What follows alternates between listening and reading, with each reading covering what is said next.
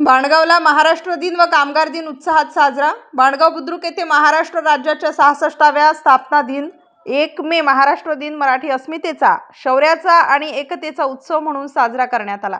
ठिकठिकाणी सांस्कृतिक, शासकीय तसेच सामाजिक कार्यक्रमांचे आयोजन करण्यात आले होते।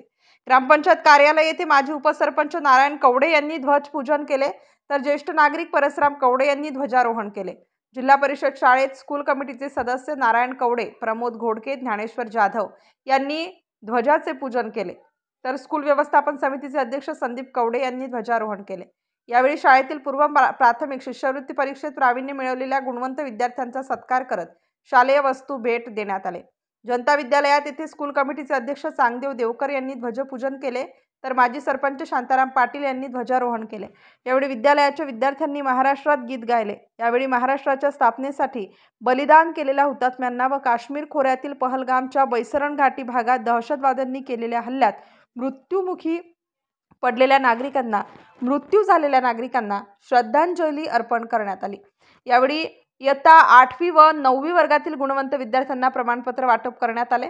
विद्यालयाचे शिक्षक R.A. कवडे यांनी प्रस्तावना करताना महाराष्ट्र दिनाचा इतिहास व कामगार दिनाचा इतिहास विशद केला। यावेळी स्कूल कमिटीचे अध्यक्ष चांगदेव देवकर, माजी सरपंच शांताराम पाटील, कौतिक कवडे, ज्ञानदेव कवडे, प्रभाकर कवडे, रवींद्र कवडे, दत्तात्रय कवडे, प्रभाकर गोराडे, गोविंद कवडे, पत्रकार बाबासाहेब कदम, मुख्याध्यापक J.B. पवार, शिक्षक R.A. Kawade, S.R. Borse, P.D. Shisode, R.A. चोडके, Shrimati V.A. Shinde, Shrimati V.A. काळे, शिक्षकेतर कर्मचारी S.A. बोरसे, G.B. आहेर, G.P. कवडे उपस्थित होते। कार्यक्रमाचे सूत्रसंचालन शिक्षक R.A. चोडके यांनी तर मुख्याध्यापक J.B. पवार यांनी आभार मानले। नाशिक स्टार न्यूजसाठी बाबासाहेब कदम, नांदगाव।